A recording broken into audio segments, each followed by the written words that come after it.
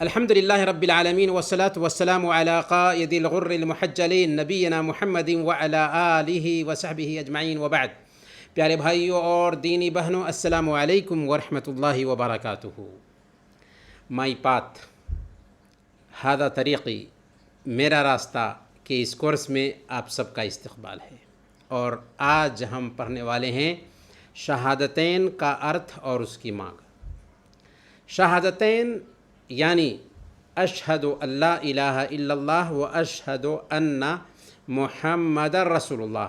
میں اس بات کی گواہی دیتا ہوں کہ اللہ کے علاوہ اور کوئی صحیح عبادت کے لائق نہیں، اور میں اس بات کی گواہی دیتا ہوں کہ محمد صلی اللہ علیہ وسلم اللہ کے رسول ہیں. گویا کہ شہادتین کا اقرار یہ اسلام کا دروازہ ہے، اور اسی دروازے سے ایک آدمی اسلام میں داخل ہوتا ہے.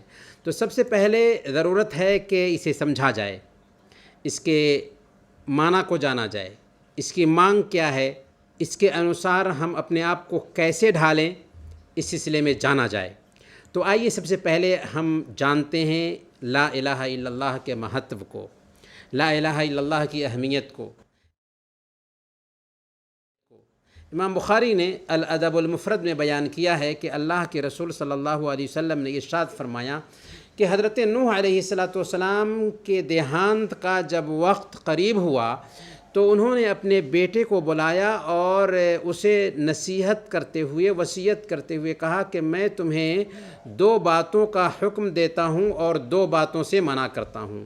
میں تمہیں لا الہ الا اللہ کا حکم دیتا ہوں اس لیے کہ 7 آسمان اور 7 زمین اگر ایک پلڑے میں رکھ دیے جائیں اور لا الہ الا اللہ کو دوسرے پلڑے میں رکھ دیا جائے تو لا الہ الا اللہ کا پلڑا بھاری پڑ جائے گا. اور اگر 7 زمین اور 7 آسمان ایک ٹھوس حلقہ بن جائے تو لا الہ الا اللہ انہیں توڑ دے گا. اور میں تمہیں سبحان اللہ و بحمدہ کا حکم دیتا ہوں اس لیے کہ وہ ہر چیز کی تسبیح ہے اور اسی کے ذریعہ مخلوق کو روزی دی جاتی ہے، اور میں تم کو شرک اور گھمنڈ سے منع کرتا ہوں. اس حدیث پر غور کیجیے.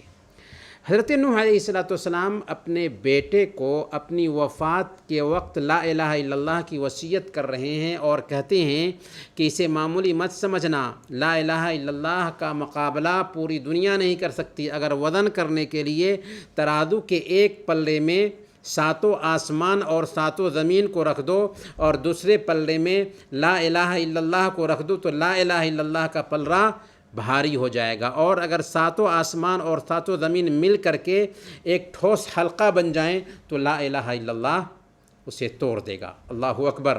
یہ ہے لا الہ الا اللہ کی اہمیت. اور کیوں نہ ہو کہ اسی کے لیے اللہ تعالیٰ نے انسانوں اور جنات کو پیدا کیا، زمین اور آسمان کو بنایا، رسولوں کو بھیجا، کتابیں اتاری، جنت اور جہنم بنایا، اور سارے نبیوں نے اسی لا الہ الا اللہ کی طرف دعوت دی. یہاں تک کہ آخری نبی محمد صلی اللہ علیہ وسلم نے بھی اپنی دعوت کی شروعات اسی سے کی. تو آئیے جانتے ہیں لا الہ الا اللہ کا معنی کیا ہوتا ہے. کلمہ لا الہ الا اللہ 2 شبدوں سے مل کر کے بنا ہے، یا یہ کہہ لیجئے کہ لا الہ الا اللہ کے 2 پیلرز ہیں.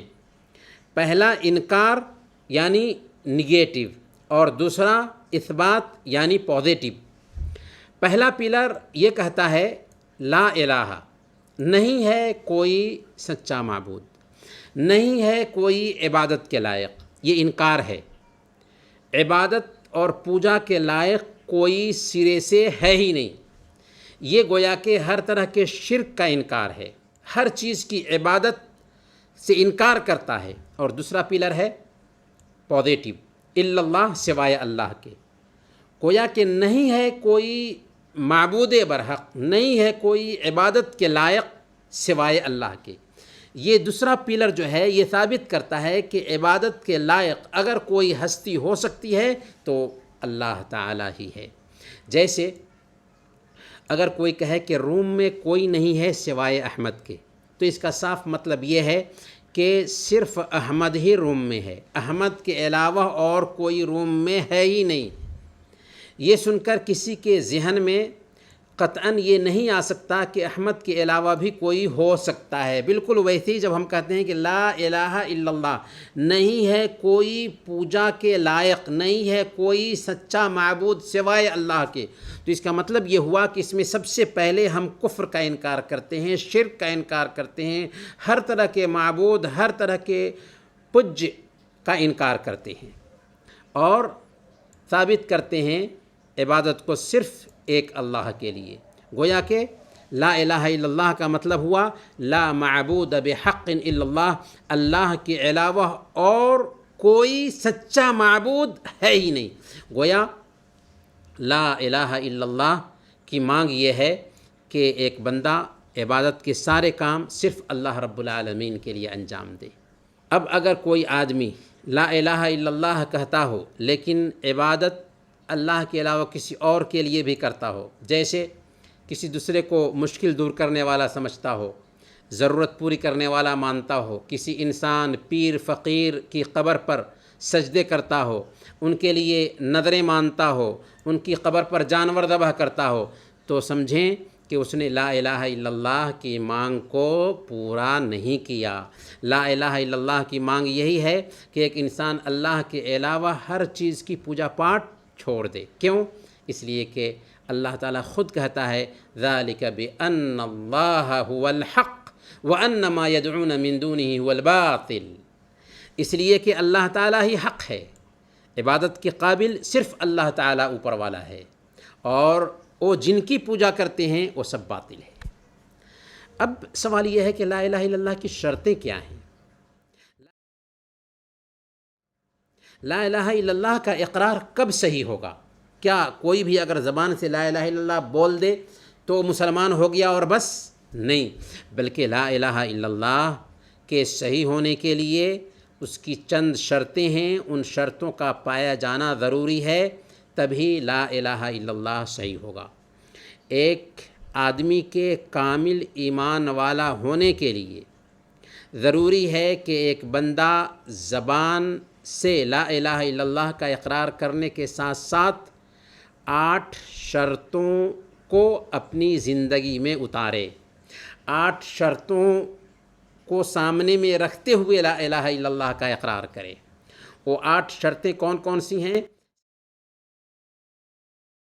سب سے پہلے نمبر پر علم، مطلب لا الہ الا اللہ کا اس کو علم ہو، لا الہ الا اللہ کا معنی اور مطلب وہ جانتا ہو۔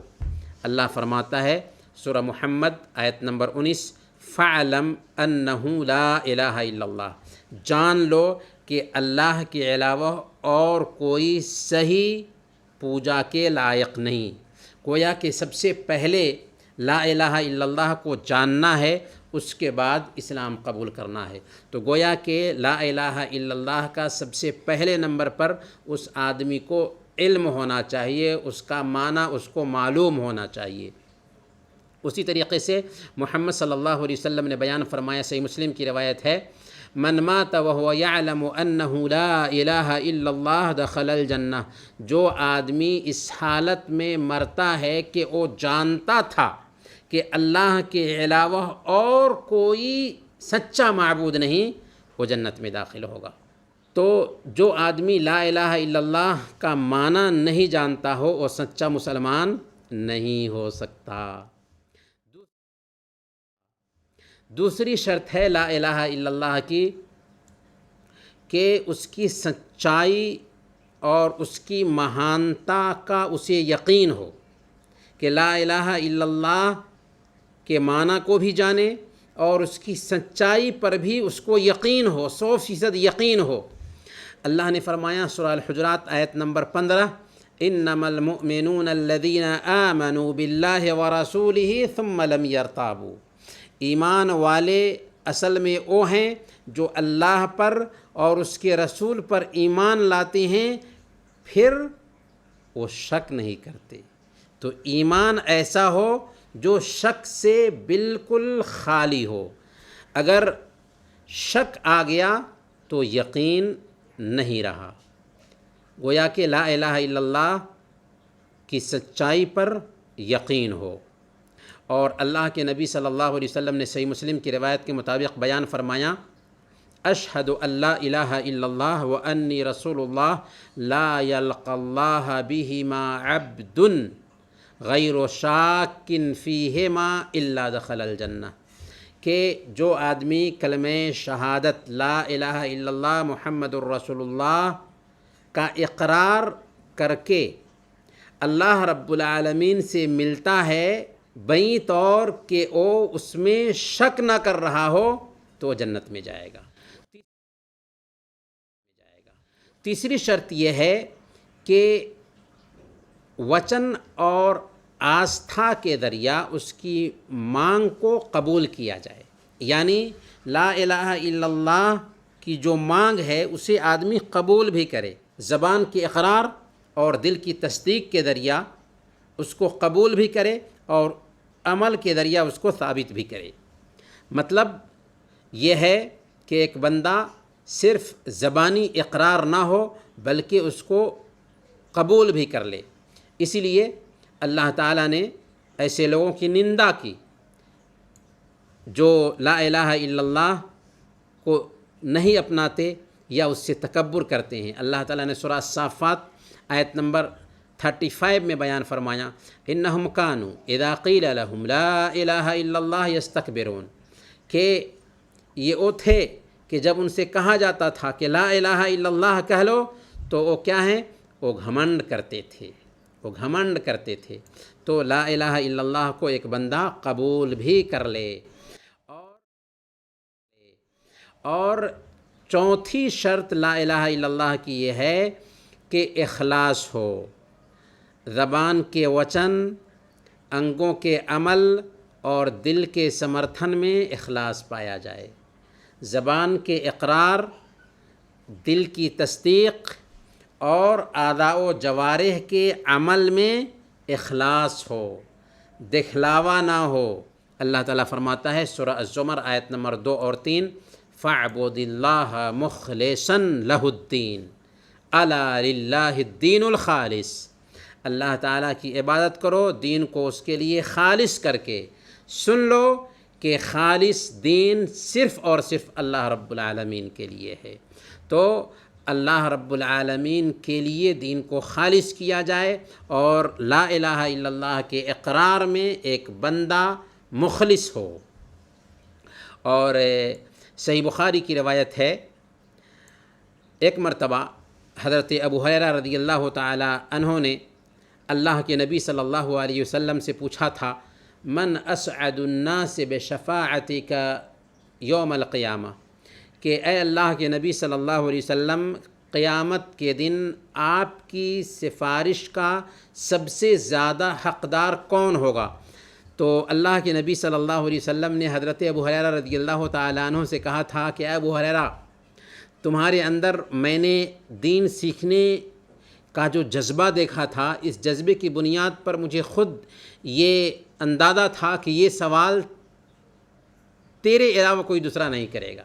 چنانچہ آپ نے فرمایا، اسعد الناس بشفاعتی یوم القیامہ من قال لا الہ الا اللہ خالصا من قلبہ، کہ میری سفارش کا سب سے زیادہ حقدار قیامت کے دن وہ ہوگا جس نے لا الہ الا اللہ کا اقرار کیا ہو سچے دل سے، سچے دل سے لا الہ الا اللہ کا اقرار کیا ہو وہ جنت میں جائے گا۔ گویا کہ لا الہ الا اللہ کا اقرار کرے ایک بندہ تو وہ اس اقرار میں سچا ہو، مخلص ہو، اس میں دکھلاوا نہ ہو، ریاکاری نہ ہو۔ اور لا الہ الا اللہ کے اقرار کی پانچویں شرط یہ ہے کہ اطاعت ہو، یعنی لا الہ الا اللہ کی جو مانگ ہے اس مانگ کے مطابق ایک بندہ اپنے آپ کو ڈھال لے، ویوہار میں لا الہ الا اللہ کو لے آئے، یعنی جب اس نے کہا کہ اللہ کے علاوہ اور کوئی معبود برحق نہیں تو واقعی ایک اللہ کی عبادت کرنے لگ جائے۔ یہ ہے اطاعت، یہ ہے سمرپن اور یہ ہے انوسرن۔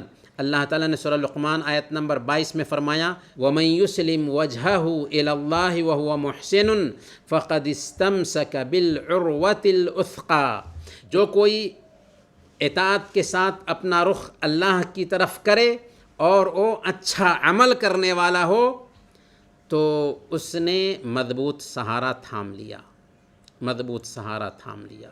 اور اللہ تعالیٰ نے سورہ الانبیاء آیت نمبر 18 میں بھی بیان فرمایا، قل انما یوحى الی انما الہکم الہ واحد فہل انتم مسلمون۔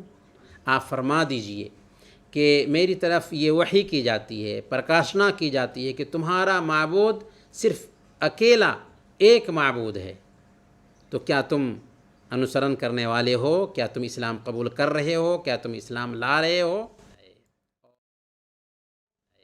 اور لا الہ الا اللہ کی شرطوں میں سے چھٹی شرط یہ ہے کہ سچائی ہو، کلمہ توحید کا اقرار کرنے میں سچائی ہو اور دل سے اس کی تصدیق کرنے میں بھی سچائی ہو۔ اللہ تعالیٰ نے فرمایا سورہ الزمر آیت نمبر 33، والذی جاء بالصدق وصدق به اولئک هم المتقون، کہ جو آدمی اچھائی لے کر آیا اور اس کی تصدیق کی تو وہی اصل میں ڈرنے والے ہیں۔ تو گویا کہ لا الہ الا اللہ کی تصدیق ضروری ہے۔ اور مسند احمد کی روایت کے مطابق اللہ کے نبی صلی اللہ علیہ وسلم فرماتے ہیں، من قال لا الہ الا اللہ خالصا من قلبہ دخل الجنہ، کہ جس نے سچے دل سے لا الہ الا اللہ کا اقرار کیا وہ جنت میں جائے گا۔ سچائی کا مطلب یہ ہے کہ اس کے اندر دکھلاوا نہ ہو اور وہ نفاق اپنے اندر نہ رکھتا ہو، کہ ظاہر میں اسلام کا اظہار کرے لیکن دل میں اس نے کفر چھپا رکھا ہو، ایسا نہ ہو، بلکہ جو اندر ہے وہی باہر ہو، وہی باہر ہو۔ اور 7ویں نمبر پر محبت ہو کلمہ توحید سے، کلمہ توحید کی مانگ سے اور کلمہ توحید پڑھنے والوں سے، یعنی مسلمانوں سے وہ محبت کرتا ہو۔ بہت سارے لوگ ہوتے ہیں کہ مسلمان تو ہیں لیکن مسلمانوں سے اس کو محبت نہیں، کلمہ لا الہ الا اللہ کا اقرار کرنے والوں سے اس کو محبت نہیں۔ تو کلمہ لا الہ الا اللہ کی مانگ یہ ہے کہ کلمہ لا الہ الا اللہ سے وہ محبت کرے، کلمہ لا الہ الا اللہ کے تقاضے پر وہ چلے اور کلمہ لا الہ الا اللہ پڑھنے والوں سے بھی وہ محبت کرے۔ اللہ فرماتا ہے سورہ البقرہ آیت نمبر 165، والذین آمنوا اشد حبا للہ، کہ ایمان والے جو ہوتے ہیں وہ سب سے بڑھ کر اللہ رب العالمین سے محبت کرنے والے ہوتے ہیں۔ اور اللہ کے نبی صلی اللہ علیہ وسلم نے ارشاد فرمایا، صحیح بخاری اور مسلم کی روایت ہے، ثلاث من کن فیہ وجد حلاوت الایمان، جس کے اندر 3 خوبیاں پیدا ہو جائیں اس نے مانو کہ ایمان کی مٹھاس پالی، اس نے ایمان کی مٹھاس پا لیا اگر اس کے اندر یہ 3 خوبیاں پیدا ہو جائیں۔ تو وہ کون کون سی خوبیاں ہیں؟ سب سے پہلے نمبر پر ان یکون اللہ ورسولہ احب الیہ مما سواہما، اس کی نظر میں دنیا کی ساری چیزوں کے مقابلہ میں اللہ اور اس کے رسول سب سے زیادہ محبوب، سب سے زیادہ اگر وہ محبت کرے تو اللہ اور اس کے رسول سے، گویا کہ اس کی محبت اللہ اور اس کے رسول سے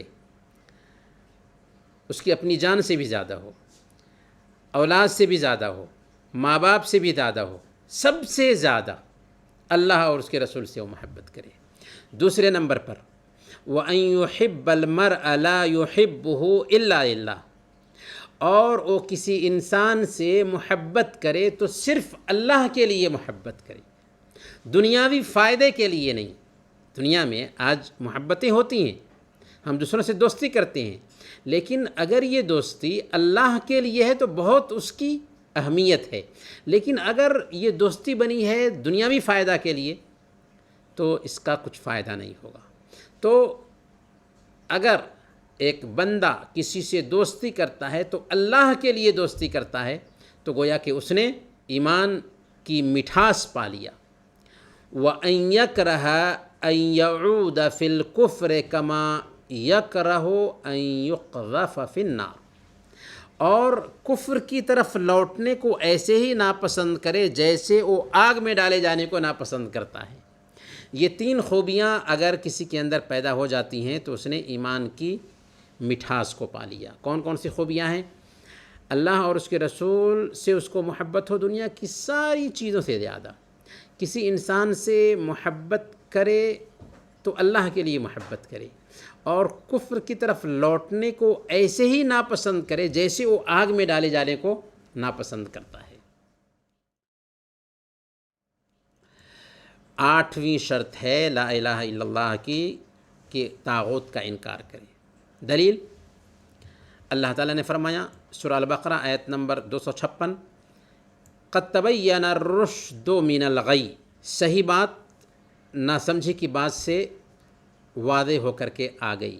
فمن یکفر بالطاغوت ویؤمن باللہ فقد استمسک بالعروۃ الوثقی، تو جو کوئی بھی طاغوت کو ٹھکرا دے اور اللہ پر ایمان لائے تو اس نے ایسا مضبوط سہارا تھام لیا لانفصام لہا، جو کبھی ٹوٹنے والا نہیں۔ اس میں اللہ تعالیٰ نے فرمایا قد تبین الرشد من الغی، رشد سے کیا مراد ہے؟ رشد یعنی محمد صلی اللہ علیہ وسلم کی شریعت، اور الغی سے مراد وہ دھرم جو اسلام کے علاوہ ہو، ہر وہ دھرم جو اللہ رب العالمین کے اتارے ہوئے دین کے خلاف ہو۔ اور الطاغوت کسے کہتے ہیں؟ طاغوت وہ آدمی جس کی اللہ کو چھوڑ کر پوجا کی جائے اور وہ اس سے راضی ہو، یعنی کسی انسان کی پوجا کی جاتی ہے اللہ کو چھوڑ کر کے اور وہ بندہ اس پوجا سے راضی ہے، تو وہ طاغوت ہے۔ تو اللہ نے فرمایا فمن یکفر بالطاغوت، جو طاغوت کا انکار کرے اور اللہ پر ایمان لائے تو اس نے کیا کیا؟ اس نے مضبوط سہارا تھام لیا جو ٹوٹنے والا نہیں ہے، توحید کو اپنا لیا جو کبھی ٹوٹنے والا نہیں۔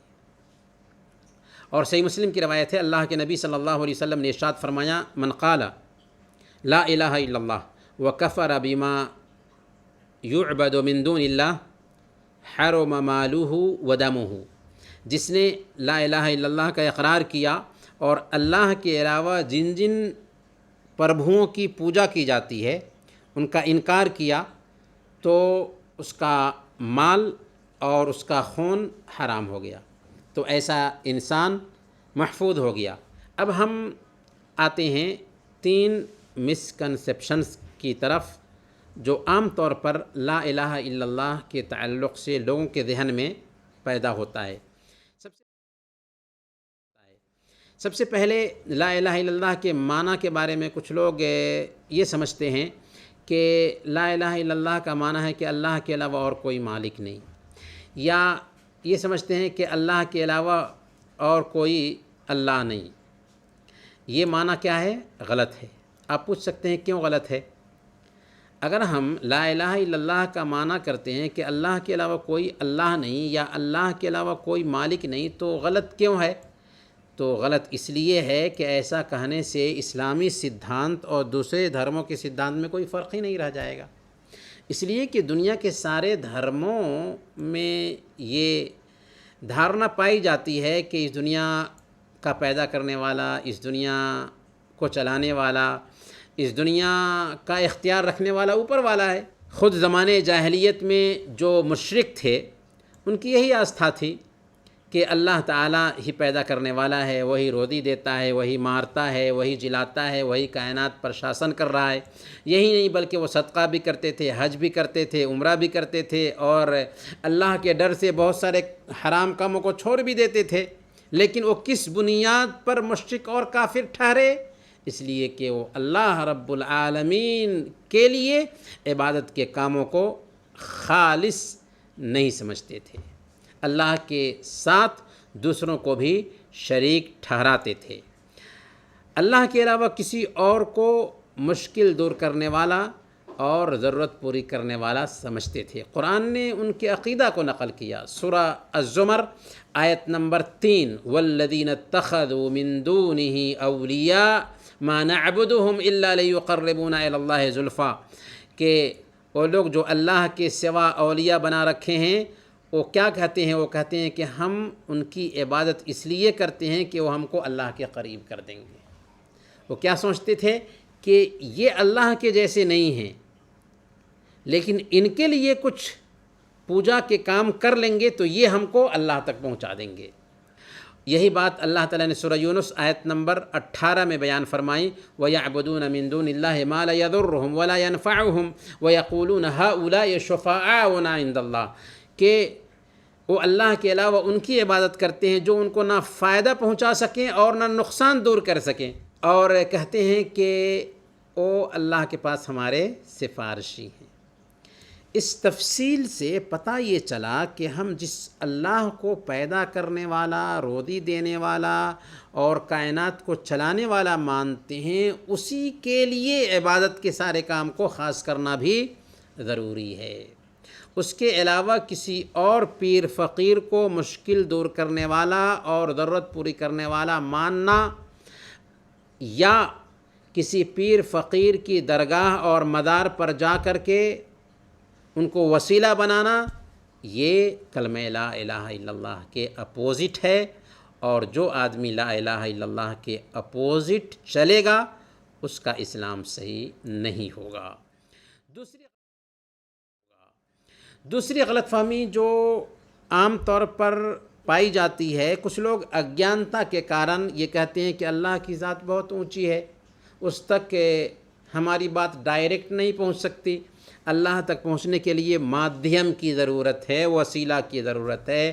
جیسے بادشاہ سے ملنا ہو تو پہلے اس کے قریبی لوگوں سے ملنا پڑتا ہے، چھت پر چڑھنا ہو تو سیڑھی کی ضرورت پڑتی ہے۔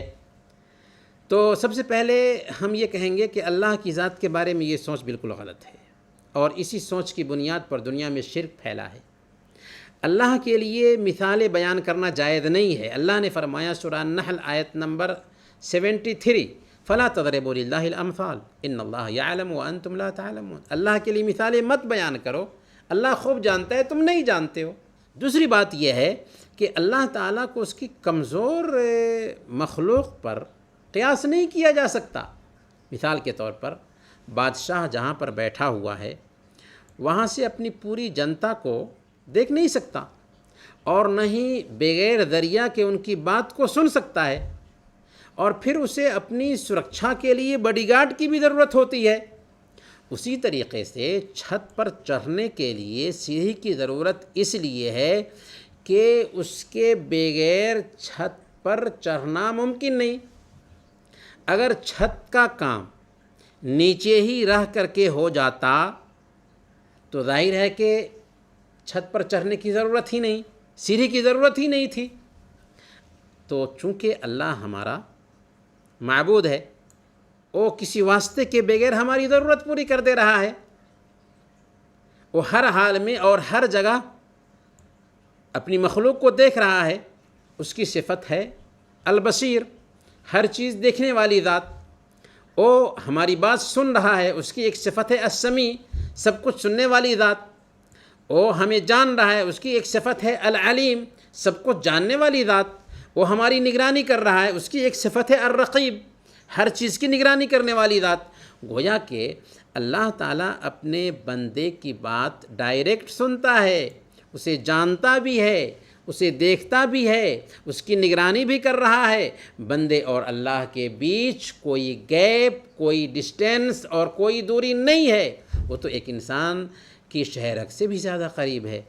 اس لیے اللہ رب العالمین کے لیے کسی طرح کا واسطہ ماننا غلط ہے۔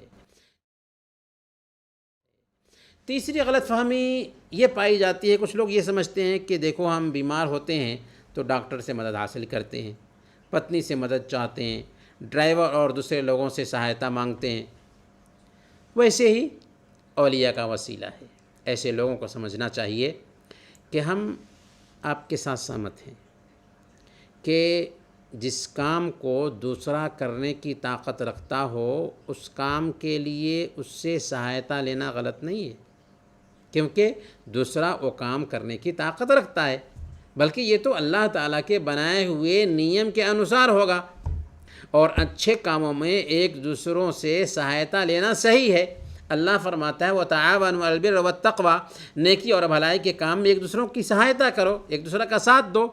ظاہر ہے کہ یہ سہایتا نہ تو غلط ہے اور نہ ہی شرک ہے، بلکہ سراہنیہ بھی ہے، اس کا شرک سے کوئی تعلق نہیں۔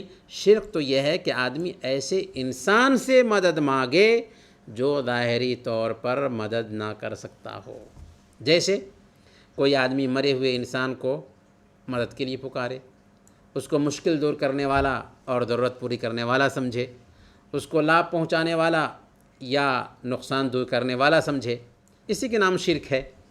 جو افسوس کی بات یہ ہے کہ دوسرے دھرموں میں تو پایا ہی جاتا ہے، لیکن اگیانتا کی وجہ سے بہت سارے مسلمان بھی شرک کے دلدل میں پھنسے ہوئے ہیں، اور درگاہوں اور مزاروں پر یہ چیز دیکھنے کو آج ملتی ہے۔ آئیے آج کے پرشن کی طرف ہم چلتے ہیں۔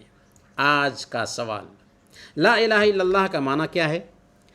دلیل کے ساتھ بیان کیجئے اور اس کی شرطوں کو بھی بیان کیجئے۔ سارانش، خلاصہ کیا ہے؟